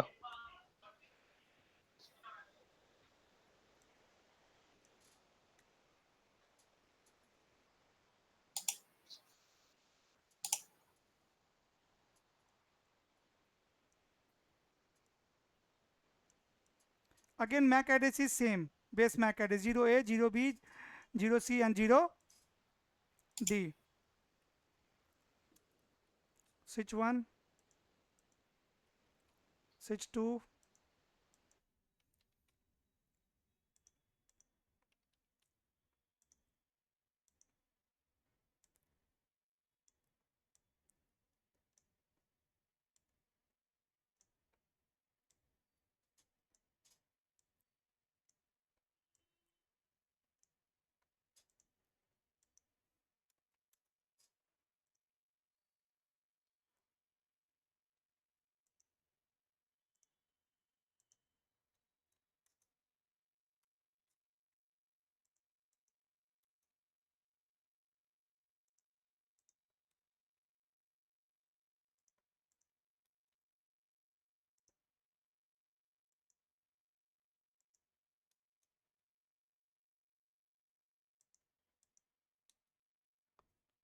this is your homework.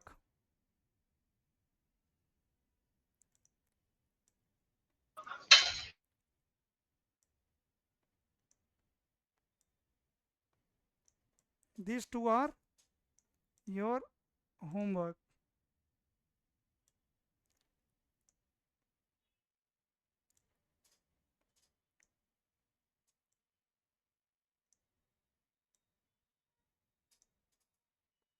Okay, like this only. Okay, here you can number 0/4.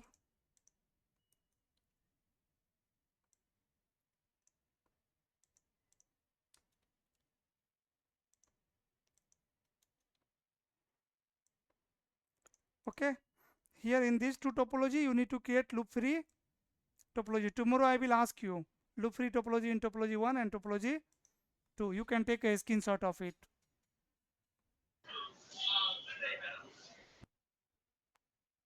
Done. Yeah.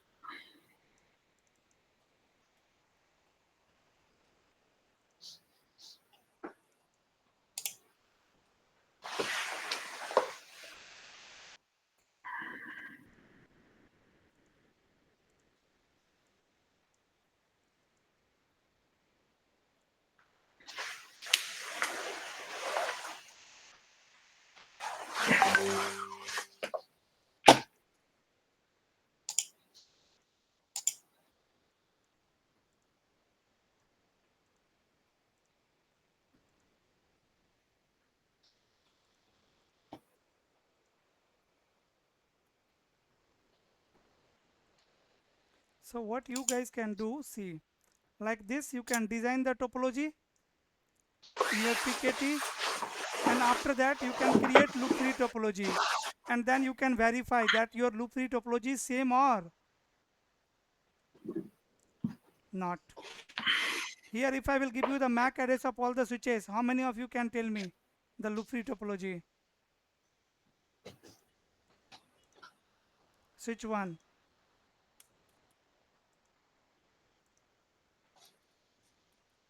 So version.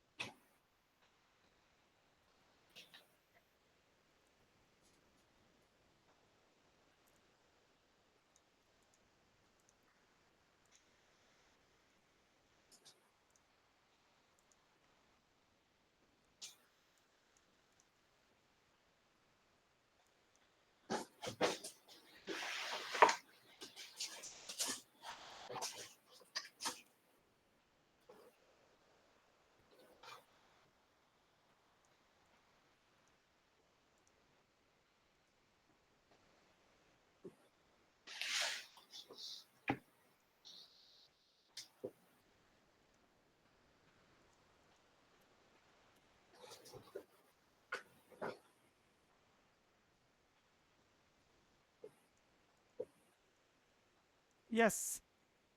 Tell me, loop free topology. Switch 2 will be root brace. Hmm? Switch 2 will be root brace. Switch 2. Be root. Tell me, where is the link between which switches? Between switch 1 and switch 2, link is in forwarding state. Between switch 2 and switch 3, like this. Okay. So which switch is root bridge? Switch 2 will be Switch root 2. bridge, switch 2. Root bridge. DP. Okay. Yeah, DP. On switch number 1, which port will be in? Like which port is the DP?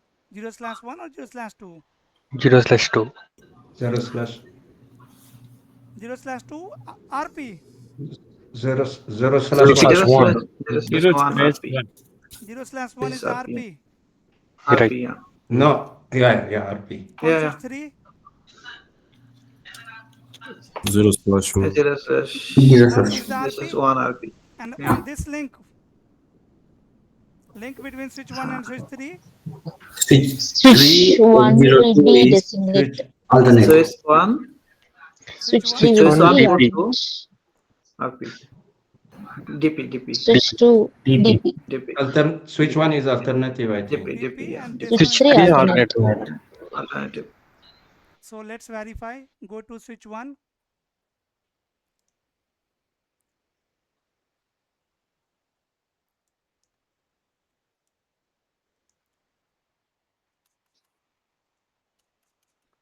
And so is spanning tree. 0/1 should be RP. 0/1 is RP root port, and 0/2 is DP designated port. Great. Go to switch number 2, and both the ports should be DP. So is spanning tree. Okay, both ports are DP. And on switch number 3, which port should be alternate port? 0/2 alternate and 0/1 RP. 0/2 alternate and 0/1 RP. It means my loop free topology is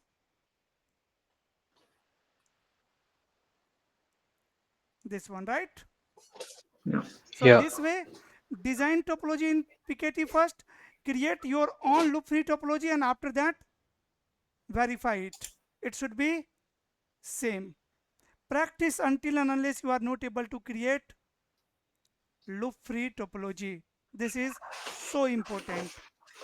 Tomorrow I will show you the path manipulation. Before leaving this class, let me talk about our actual topology as well. 2 distribution switch and 3 access layer switch.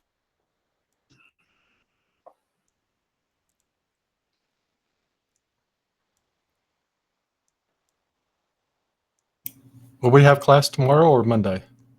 No, tomorrow we have class, sir. Oh, we have class tomorrow? At what time we will have class? At what time? 6 p.m. 6 p.m. in India time? Yes. Yeah, okay. 6 p.m. It's 5:30 a.m. in United States, so please consider a different time. So 1 guy, 2 guy can manage through recording, no problem. Sir, you can ask question if you will have doubt.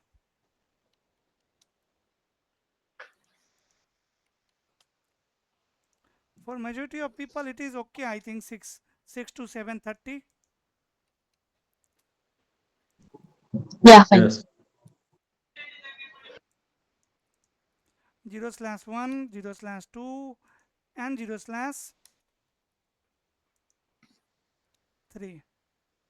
Here 0/4, let's say 5, and 0/6.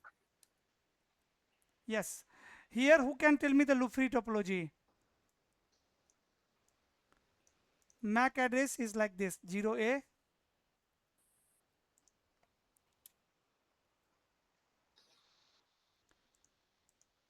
0B, 0C, D, and let's say 0E. Yes.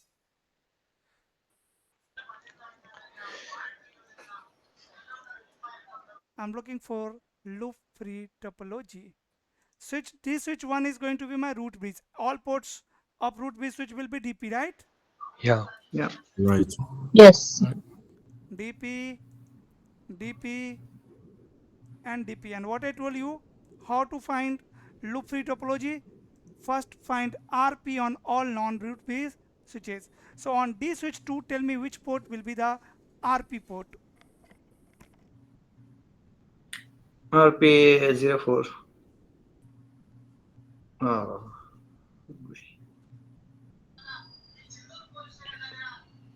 04. 04. All are RP, I think. 04, 05, 06. No, 04. No, Yes, like yes, sorry. 04. one port can be the RP. Na? 0/4 is going to be your RP. RP port. Great. On access layer switch 1, RP. 0/1, RP. On switch number 2, RP. 0/2. on switch number 3, It is RP. 3. RP. Right? So we have now selected RP on all the non-root bridge switches. Now tell me this port. Can this port become RP? No, RP is already there. DP. No. So this port will be either DP or Alternate. Alternative. alternate. So tell me this port is DP or alternate port? DP. So if and the neighbor switch is port RP, then definitely this port Oh, will be no. Alternative DP. port. Alternative. DP.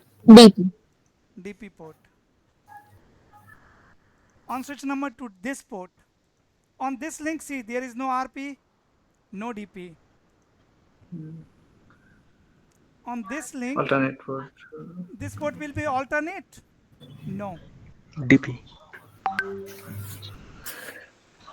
Guys, you guys are wrong here. Whoever have selected the port are, I think, wrong.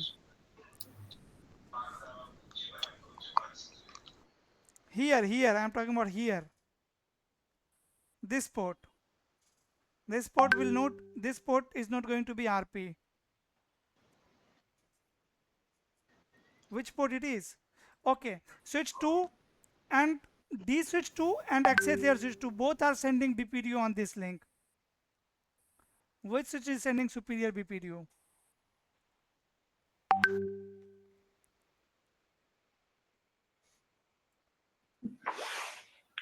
See, distribution switch 2 is sending BPDU from here, this BPDU. What will be the cost value? Because root bridge ID is going to be same. We have single root bridge. Right? And here is another BPDU on this link.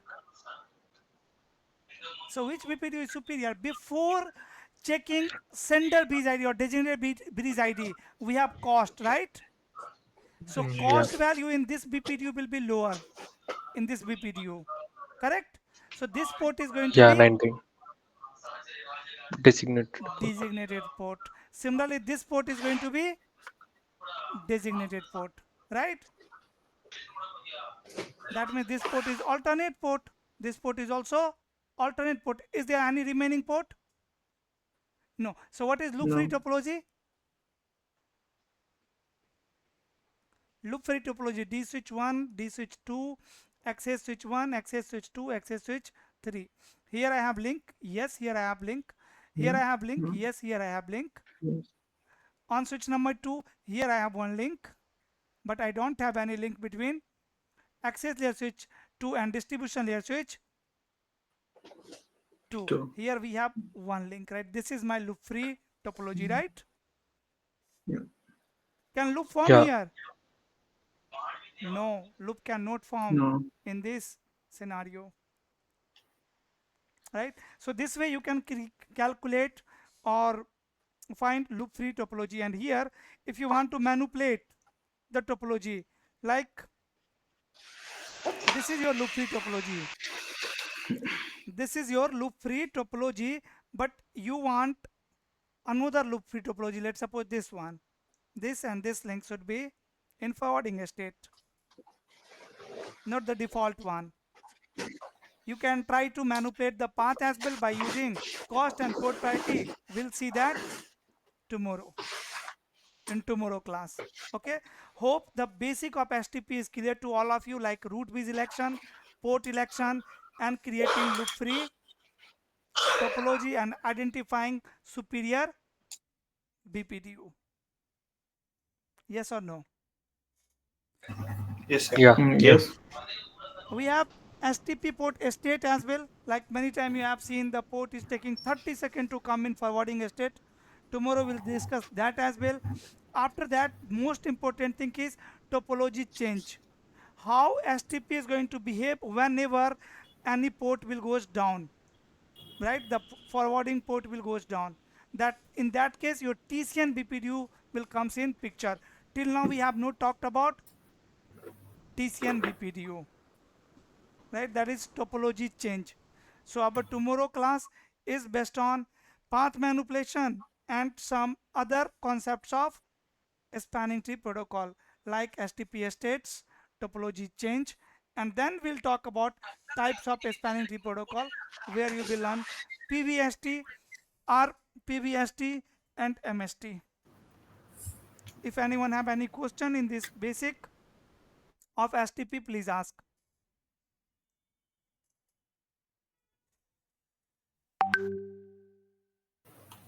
Sir, can you please share this photo like this? Definitely, I will share, sir. Sir, I don't have a question, but I sent you a message. I don't know if you can reply to that message. Where you have sent the message? PM network, the number that we usually discuss, not the group. Why you have shared the message here?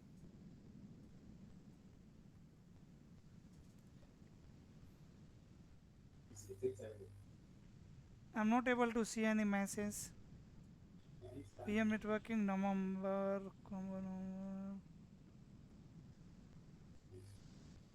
No, I didn't get your message. That's the number that starts with 8511826 Yeah, you sent a message. Okay, that's it. That's the.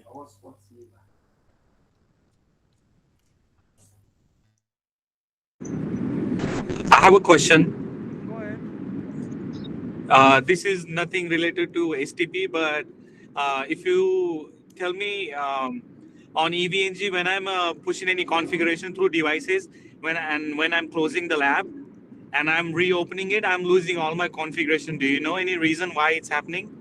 No, I don't know the reason why it's happening. You should save the configuration, write the configuration before closing the lab. Yes. I'm doing it. Apparently, you have to shut down those devices, right, before you close the lab, or it doesn't allow you to do that, right? So when I'm doing it and I'm reopening that lab again, my configuration is not there. I don't know why. It should be there. I have to You keep have to going. save. You have to save it Did before. you save the configuration? You have to save Yes, the configuration. Yes, I did. Okay. But It's not Sir supposed Praful, to I have another leave question like with that. EVNG. Is it possible? Yes. You know, I see you have another topology, and you are explaining with two clouds, one with ASA, one router, two distribution switch, and four access switch. Okay. When I need to do that, I need the cloud and the server. How can I upload server and cloud? No, this is router only. I have changed the symbol. Okay, d'accord. It's what I guessed, but I want to be sure. And for the server, I can use any PC? Yes, yes. This is VPC only. Okay, that's good. So am I right? Thank you very much. Welcome, welcome. So if you have finished it, I can say you everybody bye bye and see you tomorrow. Yeah, and I have given you some task to create loop-free topology. Don't forget to do that. Okay? Yeah, Before next class. I know. Okay, I will. Definitely. What Thank time you. is class tomorrow? 6 p.m. IST. IST. Okay. For ES, it is I think Only for tomorrow and day after tomorrow. 7 something. Sir, every week there's gonna be Saturday and Sunday No, class, no, or only just for this this time? week. Okay. Thank you. Tomorrow and day after tomorrow. Right? Because I have SD-WAN class from 8 to 10. So before 8 p.m. I will finish this batch. Tomorrow and day after tomorrow. But sir, I think this course will going to extend till January because I'm thinking about the remaining time. Yeah, I was sending paint file. I have just saved it. Sending soon.